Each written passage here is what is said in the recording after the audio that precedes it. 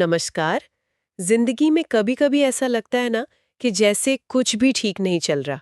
आज हम एक ऐसे विचार पे गौर कर रहे हैं जो रोंडा बर्न की किताब द सीक्रेट द मैजिक के हिंदी सारांश से सामने आया है।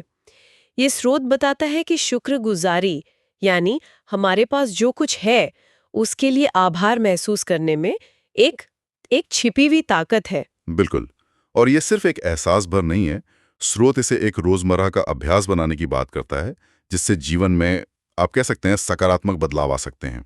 हाँ, जादू शब्द का इस्तेमाल करते वो। हाँ, जब किताब जादू शब्द का इस्तेमाल करती है तो उसका मतलब कोई अलौकिक शक्ति नहीं, बल्कि शुक्रगुजारी से सोच और हालात में आने वाले अच्छे, कभी कभी हैरान करने वाले बदलाव हैं। असल में ये वो है। अच्छा, और इसी सोच को असलियत में उतारने के लिए किताब में एक पूरा 28 दिन का प्लान दिया गया है। जी हाँ। सुनने में तो ये कोई मुश्किल काम नहीं लगता। जैसे पहले दिन का अभ्यास है, सुबह उठकर बस 10 ऐसी चीजों के बारे में सोचना और शुक्रिया कहना जो हमारे पास पहले से है। काफी सीधा सा है। सीधा जरूर है, पर गहरा भी। मतलब ये सिर्फ ऊपर ऊपर से थैंक यू बोलने तक सीमित नहीं है। स्रोत इसे जीवन के अलग अलग हिस्सों से जोड़ता है। जैसे कि जैसे 5वें दिन का अभ्यास कहता है कि अपने पास मौजूद पैसे के लिए शुक्रगुजार हों, चाहे वो कितना भी कम क्यों ना लगे।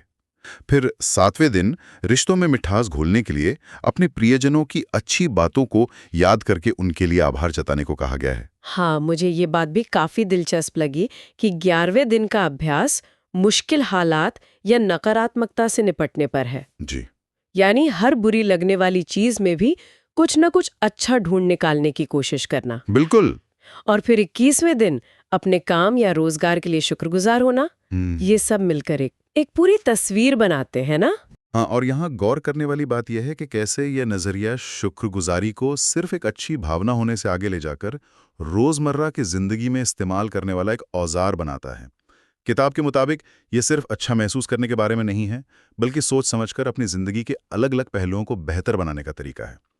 एक तरह से ये हमारे ध्यान को कमियों से हटाकर अच्छाइयों पर लाता है। और इस नजरिए का असर असल जिंदगी में कैसा दिख सकता है, इसका एक उदाहरण भी है स्रोत में। अनीता की कहानी बताया गया है कि वो काफी मुश्किलों से घिरी थी। पढ़ाई ठीक नहीं चल रही थी, घर में तनाव था, पैसों की तंगी, और वो हमेशा शिकायतें करती रहती थी। हाँ, वो कहानी एक तरह से सिद्धांत का प्रैक्टिकल डेमो है।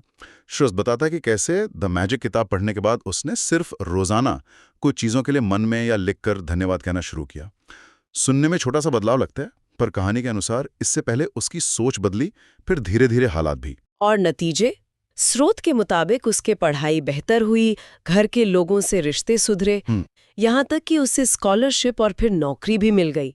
ये तो वाकई किसी जादू जैसा लगता है, जैसा किताब कहती है। हाँ। पर क्या स्रोत ये बताता है कि ये सिर्फ सोच बदलने से हुआ, या शुक्रगुजारी ने सच में बाहर से अच्छी चीजों को खींचा? ये कैसे हुआ? देखिए, एक अहम सवाल है। स्रोत का तर्क है कि ये दोनों तरह से काम करता है। एक तरफ शुक्रगुजार होने से हमारी सोच सकारात्मक होती है, हम मौकों को बेहतर पहचान पाते हैं और हमारा व्यवहार बदलता है। दूसरी तरफ किताब आकर्षण के नियम यानी लॉ ऑफ अट्रैक्शन पर आधारित है, तो उसका दावा है कि शुक्रगुजारी की भावना ब्रह्मांड से और ज्यादा अच्छी चीजें और सकारात्मक हालात आपकी तरफ खींचती हैं। कहानी इसी विश्वास को मजबूत करती है असल में। हाँ, कहानी का निचोड़ भी यही लगता है कि जब तुम अपनी छोटी छोटी चीजों के लिए आभार जताना शुरू करोगे तो बड़ी बड़ी खुशियां खुद ब खुद तुम्हारे जीवन में आने लगेंगी। तो इन सब बातों को ध्यान में रखते हुए स्रोत का मुख्य संदेश क्या निकल कर आता है? मुख्य संदेश यही है कि शुक्रगुजारी सिर्फ एक नैतिक गुण या अच्छी आदत नहीं, बल्कि जीवन को सक्रिय रूप से संवारने का एक शक्तिशाली तरीका हो सकती है। यह हमें याद दिलाता है कि हमारे पास जो है उस पर ध्यान केंद्रित करने से और ज्यादा पाने के रास्ते खुल सकते हैं। तो ये स्रोत हमें एक प्रैक्टिकल रास्ता सुझाता है, रोजमर्रा के अभ्यासों के जरिए अपनी सोच और शायद अपनी किस्मत को भी बेहतर बनाने का। बिल्कुल। और ये श्रोताओं के लिए भी एक सोचने वाली बात छोड़ जाता है कि क्या शुक्रगुजारी का अभ्यास असल में बाहरी दुनिया को बदलता है जैसा स्रोत दावा करता है, या ये मुख्य रूप से हमारे अंदर की दुनिया, हमारी सोच, हमारा नजरिया बदलता है, जिससे हम दुनिया को अलग ढंग से अनुभव करते हैं और उसी हिसाब से काम करते हैं। स्रोत तो कहता है कि दोनों होता है, पर यह हर किसी के अपने अनुभव और विश्वास पर निर्भर करेगा।